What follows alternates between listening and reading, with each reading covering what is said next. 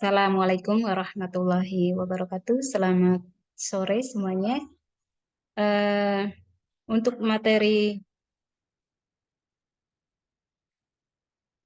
mata kuliah SIM pertemuan 1 akan saya bahas via video tutorial YouTube ya. Jadi nanti linknya akan saya share untuk materi pertemuan 1, yaitu mengenai konsep dasar sistem dan informasi. Di sini ada beberapa poin, ada pengertian sistem, ada pengertian informasi. Sebelum ke sistem, di sini eh, sejarahnya ya, sejarahnya atau historinya. Di sini sebelum menjadi sebuah sistem, di sini ada yang namanya data. Data di sini adalah kumpulan dari ada angka, kemudian ada huruf, kemudian volume, gambar, terus kemudian eh, karakter, gambar karakter volume yang belum dapat, yang belum diolah. Jadi kumpulan angka, huruf, volume, gambar karakter yang belum diolah, sehingga belum dapat digunakan oleh pengguna. Ini data. Nah, kemudian kumpulan-kumpulan data ini akan diolah. Jadi sekumpulan data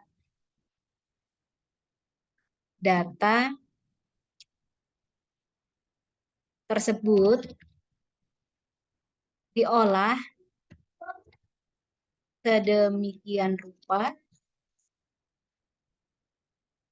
sehingga hasil olahannya nanti dapat digunakan oleh pengguna. Nah, ini namanya informasi. Nah, kemudian berkembang lagi dari data, kemudian informasi. Ini informasi ya. Nah, ini informasi. Kemudian sekarang adalah sistem. Nah, sistem ini berasal dari dua hal ini. Jadi sistem itu, sistem adalah sekumpulan elemen-elemen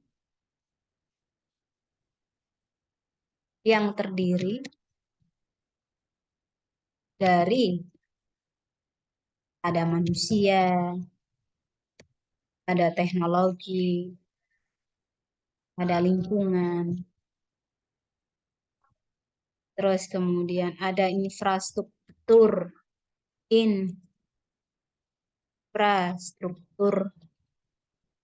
pendukung lainnya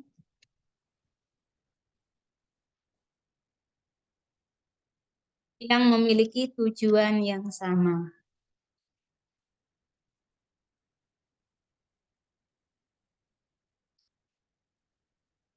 Dan dapat digunakan oleh pengguna. Nah, ini namanya sistem. Ini ya. Jadi, ada sejarahnya seperti ini. Jadi, asalnya dari data ini diolah sedemikian rupa. Kemudian nanti setelah diolah, nah, data ini bisa digunakan, sekumpulan data yang diolah itu menjadi sebuah informasi. Nah, informasi ini nanti digunakan oleh pengguna untuk membuat sebuah sistem. Nah, ini ya bisa dipahami saya rasa. Oke, saya lanjut. Ini mengenai konsep konsep dasar sistem dan informasi. Oke, sebelum saya lanjut saya hapus dulu.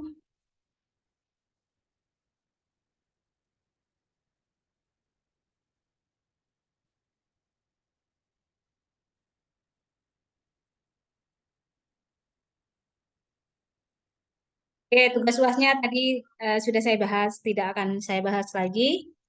Terus kemudian ini untuk formatnya juga sudah saya berikan ya di Google Drive. Silahkan di-download, kemudian nanti dibuat sesuai yang saya buat di outline. Jadi pembuatan makalahnya sesuai outline yang saya eh, sudah jelaskan dan sudah saya kirimkan di Google Drive. Terus kemudian ini isinya, isi dari proposal atau makalahnya. Ini juga sudah saya jelaskan, tidak akan saya bahas lagi. Ini ya, silahkan nanti dibaca sendiri. Terus kemudian ini juga tadi sistem penilaian juga sudah saya jelaskan. Untuk kriteria penilaian UAS, nah ini silahkan dibaca sendiri. Nanti ada kriterianya seperti ini. Jadi disilahkan nanti sini sebagai eh, rekomendasi ya, sebagai patokan, sebagai target. Jadi karena sistem penilaiannya seperti ini, jadi nanti bisa kalian jadikan target. Jadi saya harus bagaimana, kelompok saya harus bagaimana supaya nanti mendapatkan nilai yang maksimal ketika presentasi. Nah, ini saya lewati. Kemudian ini contoh proyeknya. Misalnya ini becak motor turis online ya, atau Grab, atau Gojek, nah taksi online, terus kemudian Peduli Lindungi, itu banyak ya contoh aplikasi-aplikasi online. Nah ini bisa kalian baca sendiri, kemudian saya lanjut langsung ke materi saya. Oke, nah oke sistem. Nah sistem tadi sudah saya jelaskan pengertiannya. Jadi yang namanya sistem itu terdiri dari elemen-elemen ya atau unsur-unsur yang terdiri dari ada manusia, kemudian ada teknologi, alat, lingkungan, prosedur, yang dihimpun menjadi satu untuk maksud dan tujuan bersama dan bisa digunakan oleh pengguna. Itu adalah sebuah sistem. Terus kemudian karakteristik sistem di sini ada komponen. Komponen ini adalah bagian-bagian dari sistem. Bagian-bagiannya apa, perangkat-perangkatnya apa. Nah, kalau komputer ya, kalau komputer perangkatnya apa saja? Ada keyboard, ada monitor, ada PC-nya, ada RAM-nya, ada prosesornya, dan lain sebagainya. Itu komponen. Nah, kalau software juga ada komponennya. Misalnya software apa dulu? Misalnya sistem penjualan. Komponennya apa saja? Komponen dari penjualan online ada customernya, ada produknya, ada pemesanannya, ada pemesanan detail, ada form pembayarannya, ada kemudian laporan penjualannya. Nah, itu komponen sebuah software atau sistem. Terus kemudian batasan. Batasan ini adalah ruang lingkup. Batasannya apa ini ruang lingkup ya? Jadi batasan antara bagian satu dengan yang lainnya itu ada batasannya. Kemudian lingkungan luar ini adalah di apa namanya luar dari sistem pendukungnya, pendukung sistem. Nah, entah itu masyarakat, entah itu pemerintah, entah itu apa namanya supplier dan lain sebagainya. Jadi di luar sistem. Kemudian interface ini adalah antarmuka. Antarmuka ini ya sudah saya contohkan tadi. Jadi seperti itu kira-kira antarmuka ini yang bisa digunakan oleh pengguna. Misalnya pengguna ini mau login. Nah, desain antarmukanya seperti apa? Nah, tadi sudah saya contohkan ya. Terus kemudian input. Input ini adalah apa namanya? Apa yang akan diambil atau dimasukkan. Misalnya kalian mau login, ini kan tentunya kalian input username dan password. Terus kalau membuat laporan juga di sini ada input data-data yang harus dimasukkan. Kemudian sudah input ada proses. Jadi data yang diinput tadi diproses. Diproses sedemikian rupa di prosesor ya. Jadi inputannya ini kan menggunakan perangkat keras keyboard. Kemudian nanti perangkat lunaknya menggunakan aplikasi apa ya, tergantung nanti ya. Tergantung aplikasinya yang digunakan apa. Mau Microsoft Office, mau program, atau mau aplikasi lainnya. Kemudian yang pasti prosesnya ini tentunya di prosesor. Jadi setelah diproses sedemikian rupa, nanti disimpan sementara di RAM-nya. Kemudian baru nanti dihasilkan apa nih output-nya. Hasilnya apa dari data yang diinput tadi? Oh, hasilnya berupa laporan, hasilnya berupa program, hasilnya berupa informasi apa. Nah, itu ya outputnya atau hasil. Kemudian yang ke-8 ada sasaran atau tujuan. Tujuannya tentunya ini bisa bermanfaat bagi pengguna. Jadi tujuan dari sistem dibuat itu ya tentunya memberikan manfaat bagi pengguna. Baik pengguna satu, eh, antara pengguna satu dengan pengguna yang lainnya. Oke, ini karakteristik sistem. Kemudian klasifikasi sistem. Nah, klasifikasi sistem di sini ada yang namanya sistem abstrak vs sistem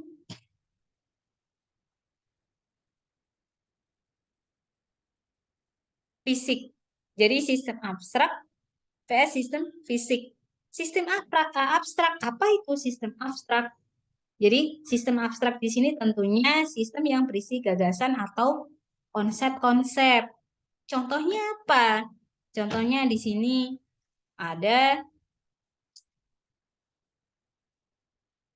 sistem teologi. Teologi tahu ya, agamaan ya.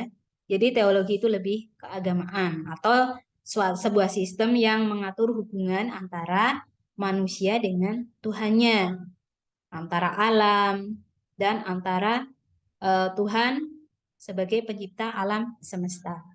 Jadi seperti bagi umat Islam ini ya, ada hubungan hablu minallah dan hablu minan nas. Ada hubungan antara manusia dengan Tuhannya, ada hubungan antara manusia dengan manusia dan dengan alam.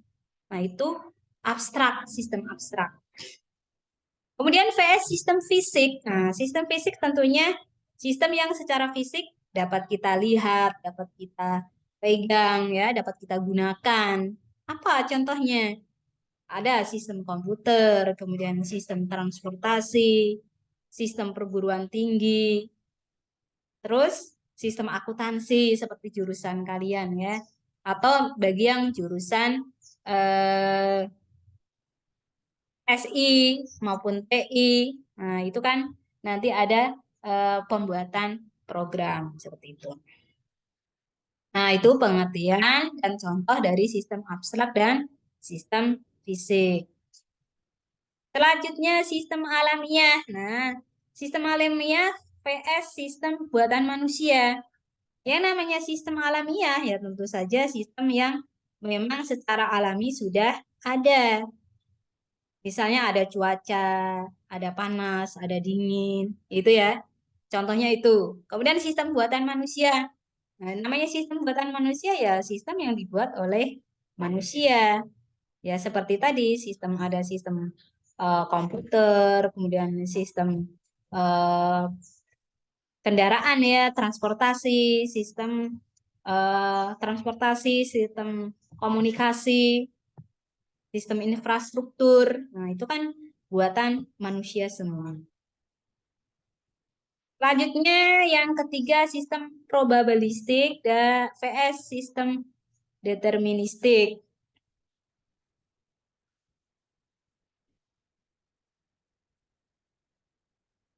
Oke, sistem deterministik vs sistem probabilistik. Kalau sistem probabilistik itu adalah sistem yang tidak dapat diprediksi atau diramal dengan pasti karena mengandung unsur probabilitas atau kemungkinan-kemungkinan. Contohnya apa? Contohnya ada sistem serapan hara, sistem fotosintesis ya, seperti itu. Terus kemudian kalau sistem deterministik itu sistem yang secara alami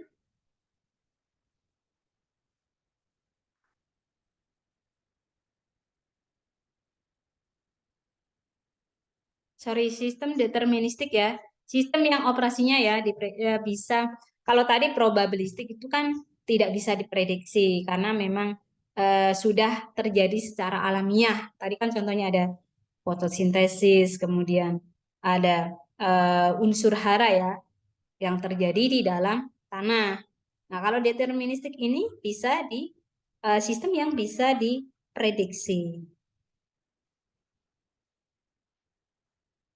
Contohnya apa? Contohnya ada sistem komputer yang kita gunakan. Nah, kita kan bisa, contohnya gini, ketika kita menginput data, kita kan bisa memperkirakan ya, memperkirakan nanti hasilnya seperti apa. Nah, contohnya yang paling mudah aja, paling gampang nih ya. Kalian melakukan sistem komputer menggunakan operasi operasional ya, operasional angka atau misalnya seperti jurusan kalian ini akuntansi. Nah, di sini kalian melakukan penghitungan. Itu kan kalian bisa memprediksi, oh hasilnya nanti labanya sekian, profitnya sekian, terus ruginya sekian. Nah, itu bisa diprediksi. Beda dengan probabilistik tadi yang tidak bisa diprediksi. Nah, seperti itu ya perbedaan antara sistem probabilistik dengan sistem deterministik. Kemudian selanjutnya yang terakhir sistem tertutup dan sistem terbuka. Nah, sistem tertutup itu adalah sistem yang tidak berhubungan dengan lingkungan luar atau tidak dipengaruhi oleh lingkungan luar.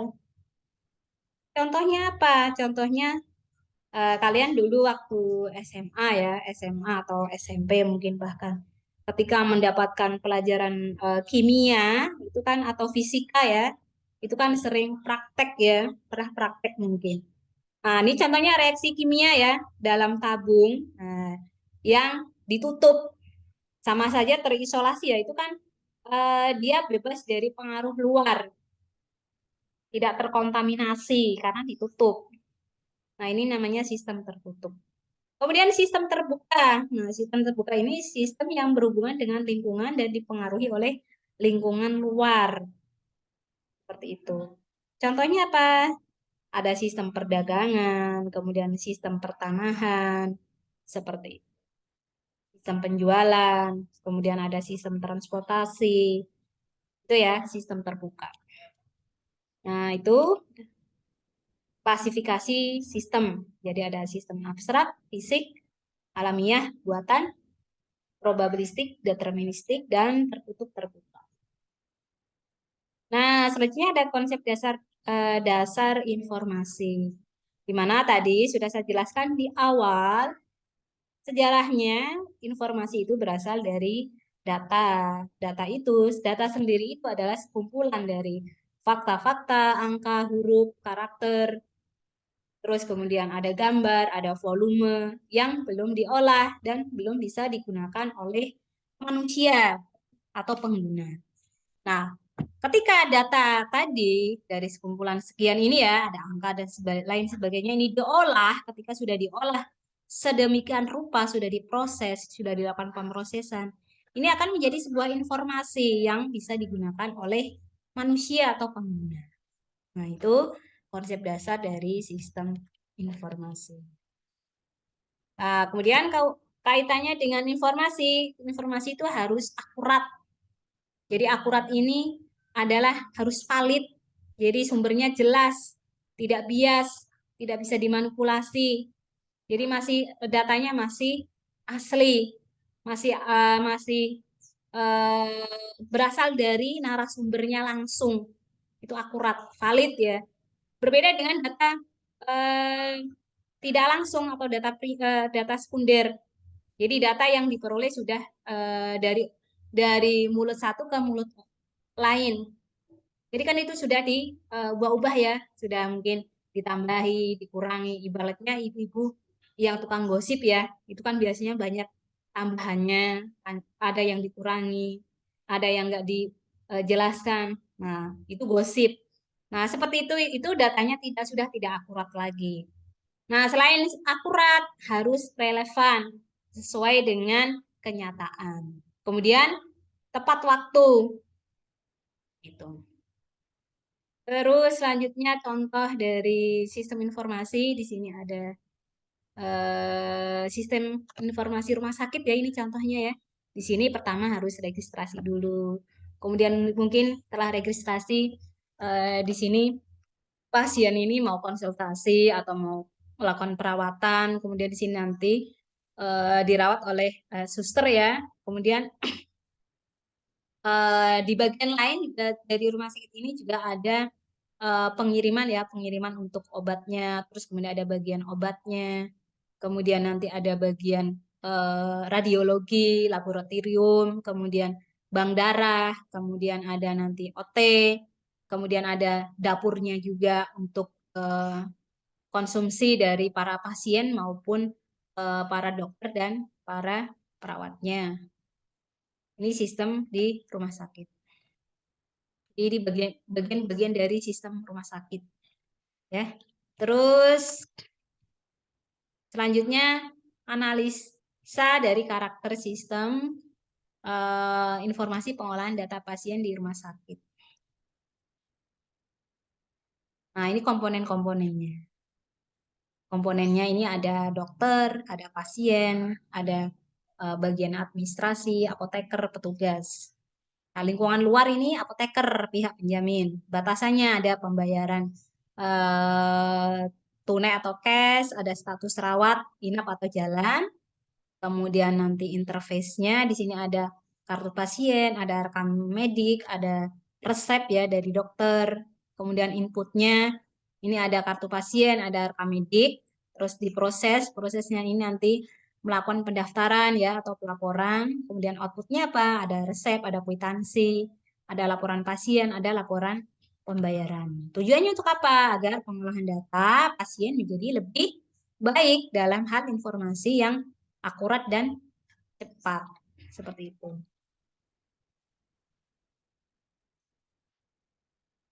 Nah, ini contoh sistem 4.0 ya. Pembaruan dari sistem 4.0 di sini ada robotik, ada cyber security, ada cloud computing, kemudian ada sistem manufaktur, kemudian ada realty, ada big data, dan lain sebagainya. Nah, ini para bahasa kita ya, bahasa kita ini para pemegang ya, para pemegang atau para bos lah, bosnya bos dari teknologi ya.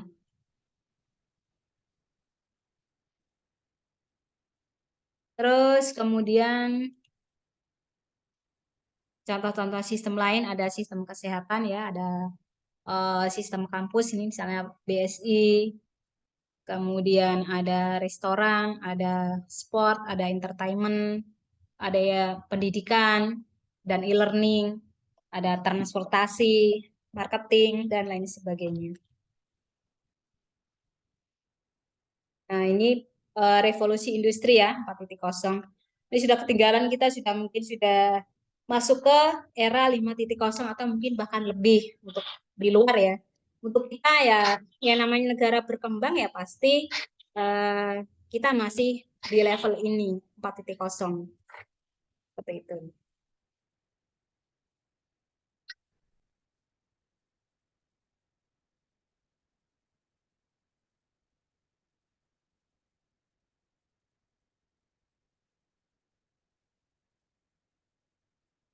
Nah, ini untuk tugas di pertemuan satu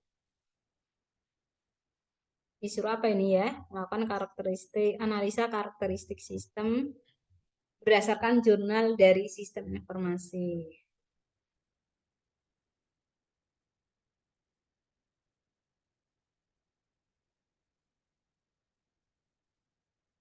Untuk tugas 1 ini saya ganti dengan pembuatan apa namanya? Pembuatan bab 1 ya untuk makalah UASnya. Jadi untuk tugas 1 ini saya ganti bukan studi kasus ini, tapi mengerjakan isi dari bab 1 untuk tugas UAS. Nanti setelah selesai di-upload di aplikasi MyBase ya, di menu tugas mahasiswa. Jadi nanti di-upload di situ ya. Jadi tugasnya bukan ini, tapi tugasnya adalah pengerjaan bab 1. Oke, demikian ya untuk materi pertemuan 1 mata kuliah SIM. Silahkan dari penjelasan saya dari awal hingga akhir. Jika masih ada yang belum jelas atau ada pertanyaan, silahkan nanti disampaikan di grup WA yang sudah dibuat. Oke, saya akhiri untuk materi pertemuan 1. Wassalamualaikum warahmatullahi wabarakatuh.